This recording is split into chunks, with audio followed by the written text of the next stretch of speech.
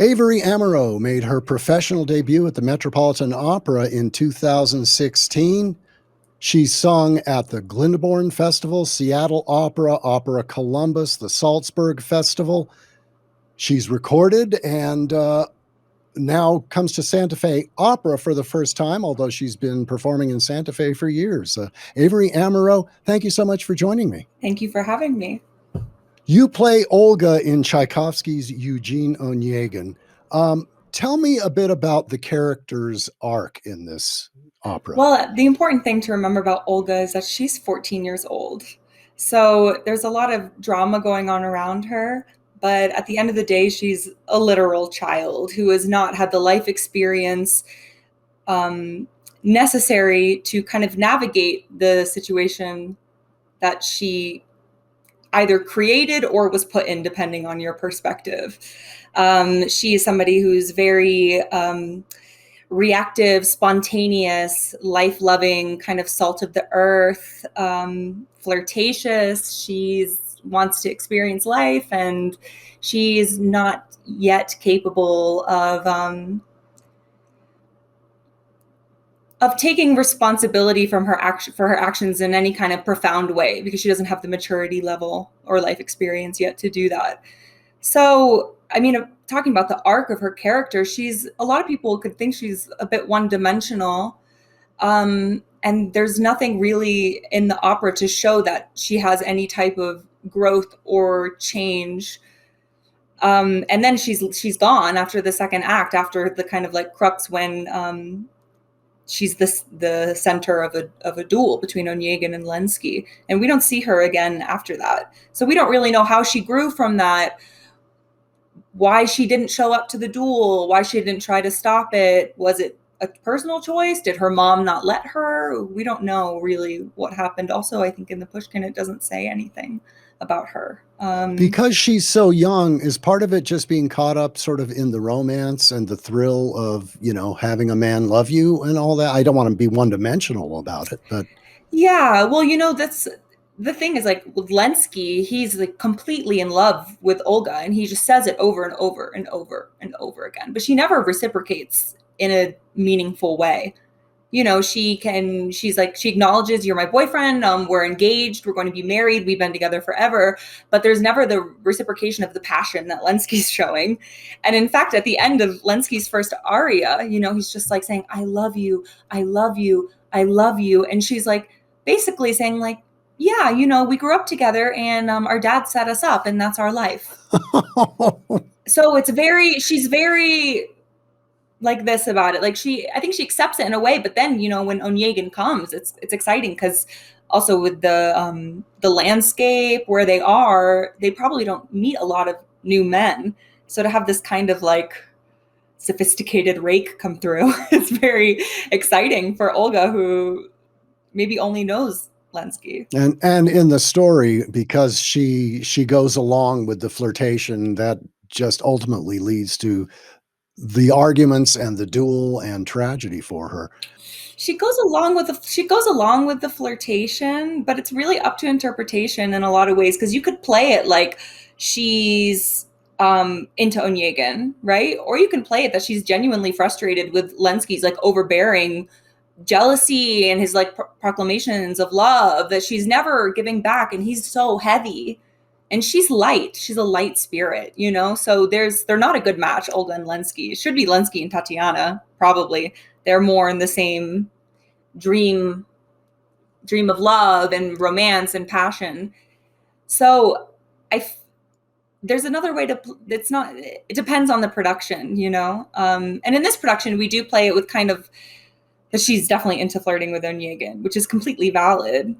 But there is another way to look at it where she's justified in being annoyed that she can't dance with another man.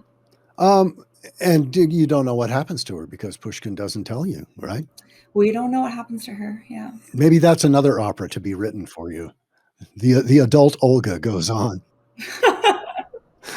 Tchaikovsky wrote the libretto himself from Pushkin.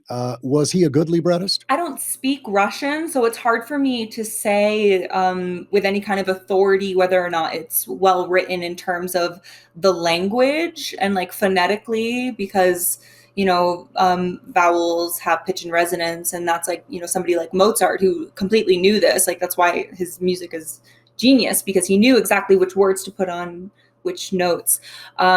I will say that it's easy to sing and it's fun to sing. It's pleasurable and it sounds good. So I'm going to make an educated guess and say, yes, he did a great job.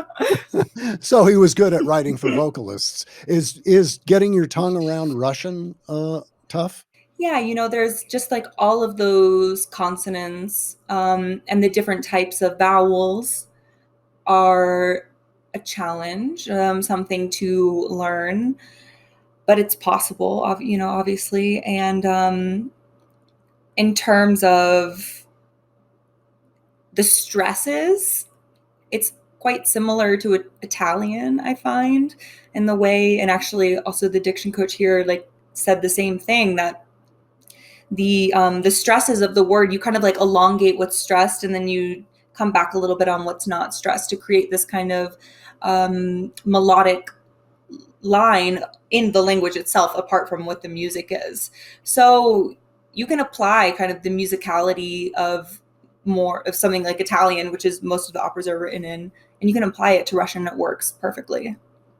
You mentioned a diction coach, so you come in obviously with the score sort of under your belt, but musically the interpretation must change depending on the conductor and depending on how the rehearsals go. And tell me, and you work with a diction coach while you're here to sort of keep it fresh, keep it in your mind, and make sure you're on the right track. Yeah, and also, I mean, if you have somebody there who's speaking Russian, they correct you, and even if you learn something, you learn it the wrong way. Sometimes it takes a little bit to unlearn it. You can have an idea of what it should be, and it could be the right idea, but it could not sound quite authentic. So that input can be very helpful in finding the authentic sound. I mean, it's very, very, very helpful to have an amazing Russian diction coach like we have. And I guess I had a picture that maybe you singers run off and they call their vocal coach every night and say, "What's this? What's this syllable? Or what am I doing?" Have you? Well, I do have a friend, and I called him and we were going through it, but it's, so I had that kind of base, but then there's always like this salt and pepper put on top of, the stuff that you do. It can always be better. It can always be better. And are there any native Russians in the production? There aren't, right? We have Lenski, Dovlet, who is from Turkmenistan, and his first language is Russian. Oh, that's interesting. So do you get any looks while you're on stage if you do something just a little, No, he's so sweet and nice. All he would say, like, that was great, or he can give like a mild, like a suggestion. Like I was saying something and he corrected me. He's like, "What you're saying is stomach." So it was just like totally the wrong word. Just because of a small glide or like a vowel change, which is why it's so helpful to have, a Russian coach or people who know the language there to help you, because nobody's perfect, but we want to be the best that we can. So, since virtually every opera singer in the world hasn't worked in a year and a half, uh, is this your first time back with the company rehearsing and performing? Yes, in a year and a half. So, what was? I mean, obviously you've kept in shape and kept warmed up, but the energy must just be incredible to finally be back in a rehearsal hall working with people again. It is. It's been a balm to my soul, honestly. And it's not only the music, which is so beautiful. There's the special significance that Eugene Onegin was my first opera ever, and so to come back to it like has a kind of a nice circle personally.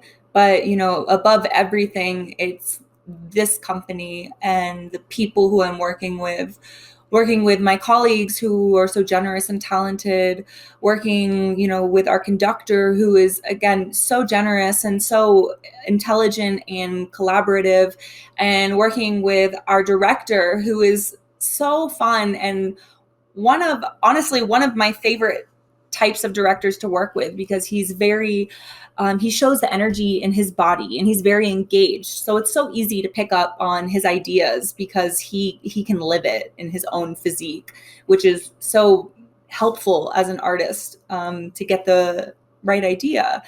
So it's just been an extremely, and also the administration at Santa Fe Opera, who has been on every turn like above and beyond helpful. It's one of the best experiences I've had working at an opera company.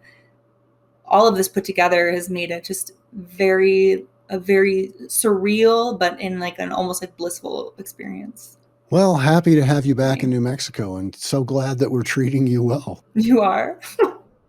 Avery Amereau sings Olga in Tchaikovsky's Eugene Onegin this summer at the Santa Fe Opera. Tickets both for the Opera House and for the simulcasts available at santafeopera.org. Avery Amereau, thank you so much for joining me today. Thank you so much for having me.